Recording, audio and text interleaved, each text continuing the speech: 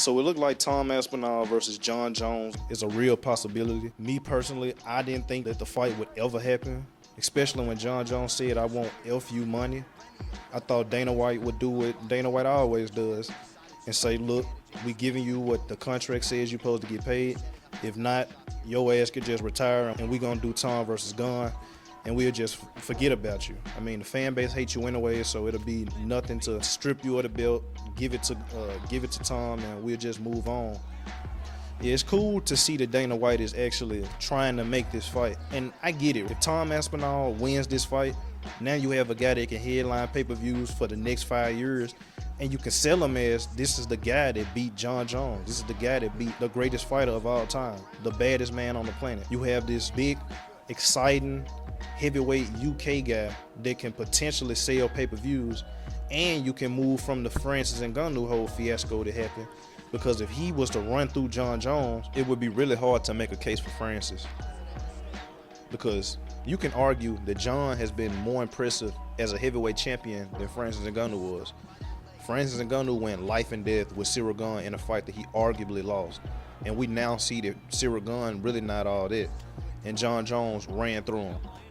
Francis Ngannou got Stipe out of there quicker, but if you look at both championship fights, if you compare the two, you compare Jon Jones' reign to Francis' reign, Jon arguably has been more impressive. And if Tom Aspinall runs through Jon Jones, most MMA fans are going to give the title as baddest man on the planet to Tom Aspinall, and this is not going to even really be a debate. Francis Ngannou was in the minor leagues. Tom Aspinall is doing this in the UFC against the best heavyweights in the world. Every time he goes into the octagon, he's fighting the next best guy. Francis isn't doing it anymore, so you really can't argue for him as the baddest man on the planet. So it's a win-win for the UFC, and if Jon Jones wins, and if Alex Pereira was to beat Magomed, now they have this super fight, which would arguably be bigger than the Jon Jones versus Aspinall fight. So either way it go, the UFC winning. So Dana White, cough up the money, do the right thing, give him the $30 million, so us fans can see this fight. Now, with that being said, let's get into the reason for this video. I believe Jon Jones wins this fight against Tom Aspinall, and I can hear the fake Tom Aspinall fans crying as I say this. So yeah, I'm going with Jon Jones to win this fight, and I have 5 reasons why I'm siding with Jon Jones in this fight. First reason, I think Jon Jones will have the grappling advantage. Now, I have proof, well, not necessarily proof, but I have fight footage that I have seen that suggests to me that Jon Jones will have a significant advantage in the grappling and expose Tom Aspinall's overrated jiu-jitsu. Number 2, Jon Jones will take advantage of Tom's recklessness. Now, Tom Aspinall, we all know, has the shortest fight time in UFC history. So we haven't really seen a lot of Tom.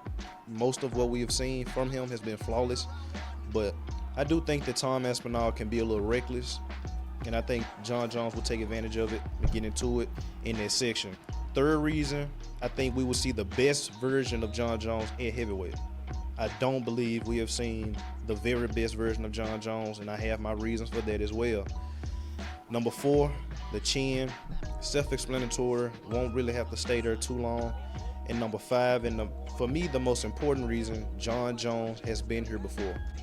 And again, I think it kind of speaks for itself, but I'm gonna go a little more in detail. So let's get into my first point. Jon will have the grappling. So let's get into my first point. Jon will have the grappling advantage. This part is a stretch, but it's not. And by the end, I think you will kind of get the gist of where I'm coming from and why I'm bringing this fight up, because I do believe that it is relevant if we're talking about a potential fight between Tom and Jon. And the fight that I'm referring to is the fight between Tom Aspinall versus Stuart Austin. Now, in that fight, if Tom Aspinall would have gotten knocked out or was pieced up and finished in the 3rd round, I wouldn't even be bringing this up, because it's like you can clearly see in that fight versus Tom Aspinall today, they're completely different fighters striking wise. So if that would have happened, if that was the case, I wouldn't be bringing this up. But the reason why I'm bringing this up is because if you look at the stats in that fight, Tom Aspinall was 250 plus pounds fighting a guy that was 30 pounds less than him and was getting out grappled and out wrestled in that fight. Tom Aspinall's first base in MMA was grappling. You can hear the commentators talking in that fight saying that Tom Aspinall is a gi and no gi champion and is a brown belt in BJJ. Tom Aspinall, if you listen to other people, will tell you that Tom Aspinall has been grappling since he was a little kid. So with that much grappling experience, you would think that that would be the area where he would hit the ground running, dominate in that field, yet he was getting out grappled by the smaller man. So for me, am I saying that Tom Aspinall, even in the grappling area, is the same fighter that he was 9 years ago? Obviously not. I do think he has improved, but I don't think he has improved that much to where you will make up the difference between Stuart Austin out grappling you and then you fighting Jon Jones, unless Jon Jones is that regress to where he won't be able to have the strength to move Tom Aspinall down and take him down the same way Stuart Austin was.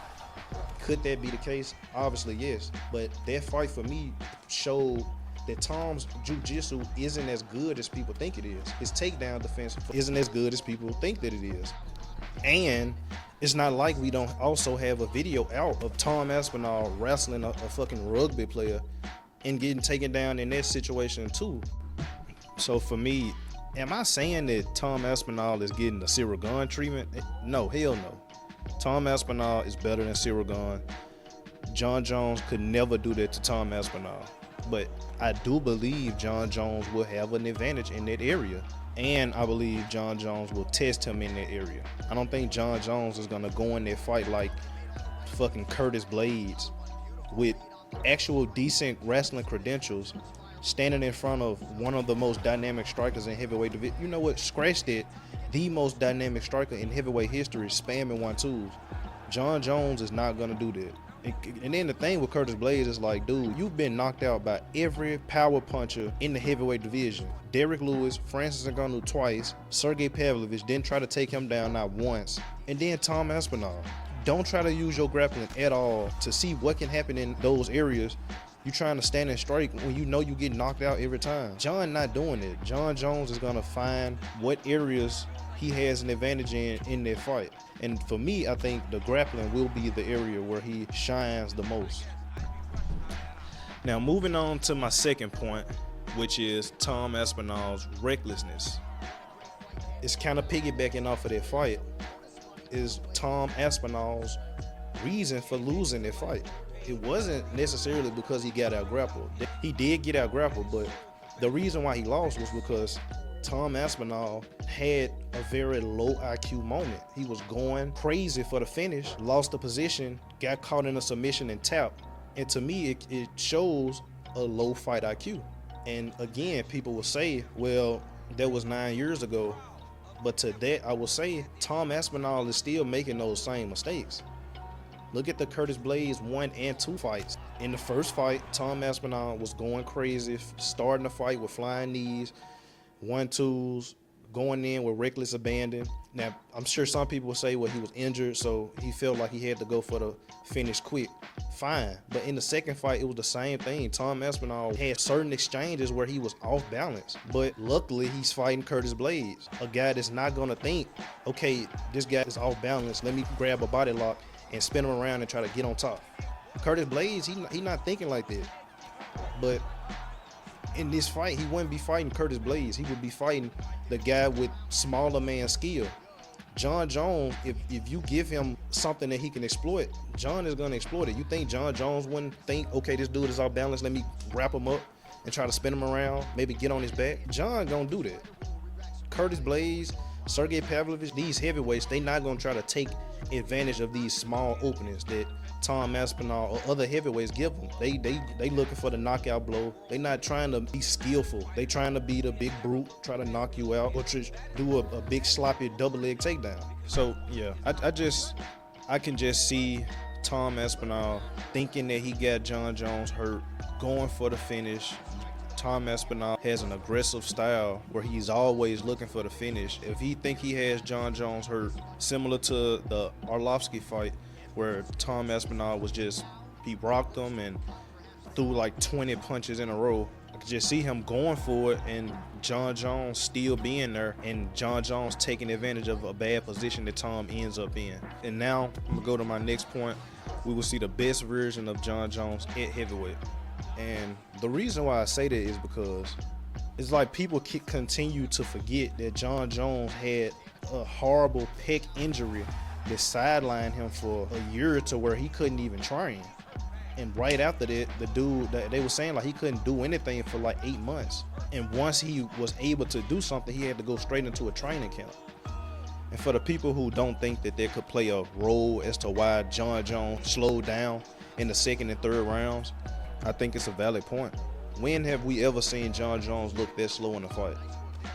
And it's not the 250-pound version of Jon Jones that we saw against Gunn. This was a leaner version of Jon Jones, 230 pounds. And he looked good in the first round. The teeps to the body, the leg kicks, the grappling, like everything, it looked like vintage Jon Jones. But we saw in the second and third rounds, Jon didn't really look like himself. He was slow as hell. And in my opinion, part of that is because Jon Jones does have a tendency to fight to the level of his competition. I think in that first round, Jon Jones was going in it like this is prime Stipe Miocic, even if it's not, which clearly it wasn't. I do believe that Jon Jones went into it like this is prime Stipe Miocic. Let me give him the respect that he deserves. In the second and third rounds, I think it was like, okay, this obvious, this is not prime Stipe. So let me get some reps in. Let me work on my jab. Let me work on my 1-2s and was bullshitting around. So that could be the reason why he looked that slow. But I believe that it was his conditioning. I don't think that it was up to par. And I do believe his injury from last year is the reason why he didn't look himself in the second and third rounds. I believe in the Tom Aspinall fight, Jon Jones will be going into a full training camp. He will be way more in shape, way more settled into heavyweight, building muscle, able to lift, strength and conditioning will be on point. And I think we will see a peak version of Jon Jones, a peak heavyweight version of Jon Jones. So for the people that's thinking, oh, this was the best version of Jon Jones that we saw, look at all the factors leading up to the fight. And I think if you're looking at it objectively, you can say maybe that wasn't the best version of Jon Jones. I believe Jon Jones will not step into that cage at less than 100%. And I think if we see a round 1 version of Jon Jones in rounds 2, round 3, round 4, if it gets to that point, I think that's a dangerous fight for Tom Aspinall. If Jon Jones is playing the range game, the kicking game, not standing in front of Tom Aspinall, moving away, throwing those teeps to the body, leg kicks, clenching up, throwing his knees, and working the takedowns, and has the conditioning to do that for the course of 5 rounds, I think it's going to be a tough night for Tom. I'm very confident that Jon Jones is going to be the best version of himself in this fight. And it's going to be a tough one for your boy Tom, for sure. But yeah, moving on to my 4th point. And again, I don't think I'm going to be on this point too long. Jon Jones' chin. I don't know. I think it always pisses me off how when you see people doing these tier lists for chins, you always have the same guys, Cheeto Vera, Max Holloway, Marvin Vettori, and then you'll have Jon Jones and he'll be in like the A tier or B tier, but being recognized as having a good chin, but never like one of the best chins. And to me, it's like, what the fuck are y'all doing?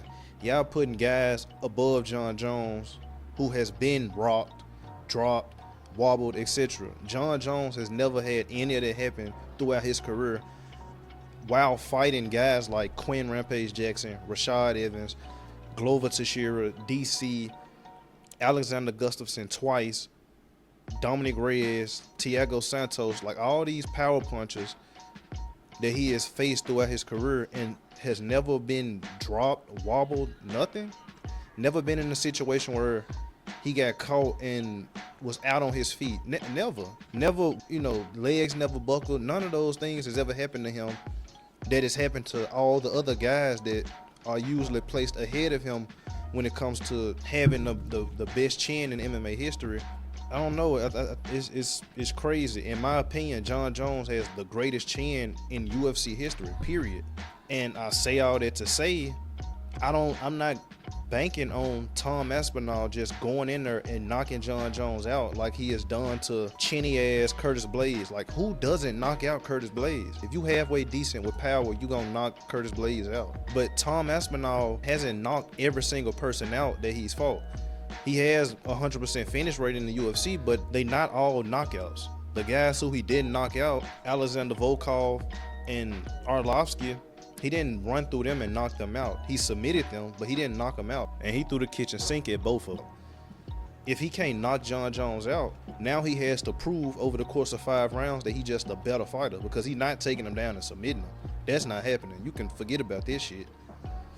So if he doesn't do that, if he doesn't knock Jon Jones out, he has to prove that he's the better fighter, which he could do. Tom Aspinall has all the skills in the world. The calf kicks that he was throwing against Sergey Pavlovich, he could give Jon Jones trouble with those calf kicks.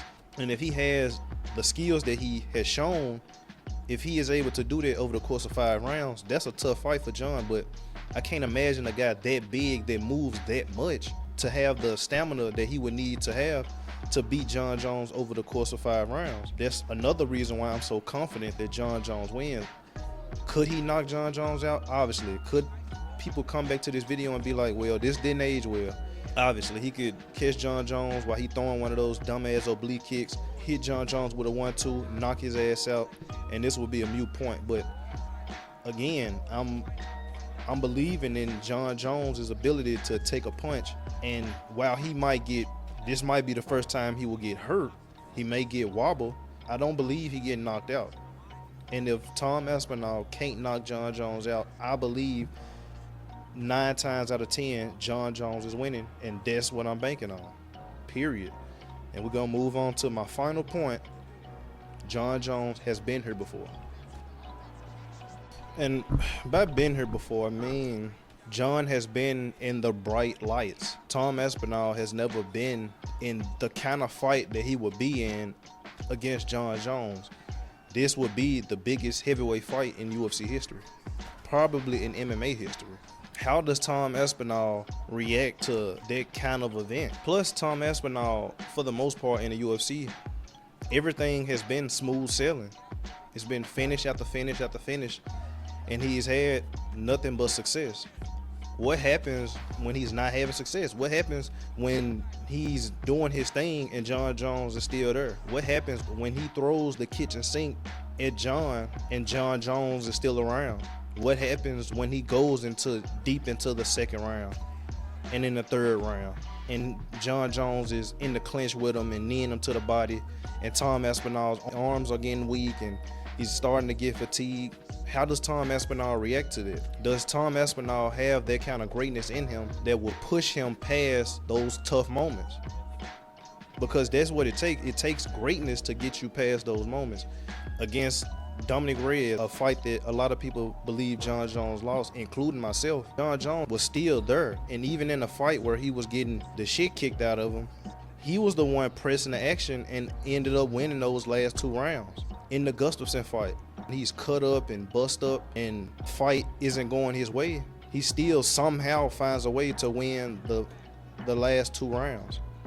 And in the 4th round in particular, Jon Jones was losing that round 100% till he clutched up and landed that spinning elbow, which turned the tide for him, which helped him to win the 4th round. Jon has been in these tough fights where things aren't going his way, but somehow finds a way to win. Tom Aspinall has never been in that position. In going back into the Stewart Austin fight, we saw when Tom Aspinall was in a bad position, he immediately tapped. I know some people will say, well, he was 21, and that's always going to be a coping mechanism that people can go back to, but it's still the case. He still, the second he was in a bad position, he quit, he tapped. Is that still in him? I don't know, but one thing we do know is Jon Jones has been there before and knows how to respond when the going gets tough. We don't know if that's the case with Tom Aspinall, and that's another reason why I'm so confident that Jon Jones is able to win that fight. If Jon Jones is getting beat up and it's not looking good for him, I'm not worried because I know how he responds to those circumstances. I know how he responds to being in those type of positions. I gotta imagine most Tom Aspinall fans, if he's not having success, y'all gonna be shitting bricks because he has yet to prove that he is built like that. And as somebody who been watching MMA for as long as I have, I've been watching since Pride was still around. One thing I know when it comes to with these kinds of fights, when it's involving all-time greats like Jon Jones, like George St. Pierre, like Anderson Silva, Demetrius Johnson, the all-time greats win these kinds of fights. When they backs are against the wall, I remember when Johnny Hendricks was the guy and he was knocking everybody out. Nobody could get past Johnny Hendricks. He was the Division I All-American wrestler, so George St. Pierre wasn't gonna have that in his back pocket that he enjoyed throughout his career. If he was fighting a striker, he could take him down, and if he was fighting a grappler, he could outstrike him. In this scenario, he was essentially gonna be forced to strike with this knockout artist, and somehow, some way, George St. Pierre, and even people will say, well, George St. Pierre lost that fight. George St. Pierre gave Johnny Hendricks the toughest fight that he had ever had up to that point. And I think that fight in particular is one of the most overrated robberies in UFC history. A robbery is like Cyril Gane and Volkov. Like, that's a robbery. It's a legitimate argument for George St. Pierre winning that fight. I think Johnny Hendricks won, but I could see why people would think George St. Pierre won. All-time greats win these types of fights. And, people can call it nostalgia and, oh, well, you just, because you've been watching Jon Jones and you've seen him win so many fights, you believe he's gonna win this one. It's over.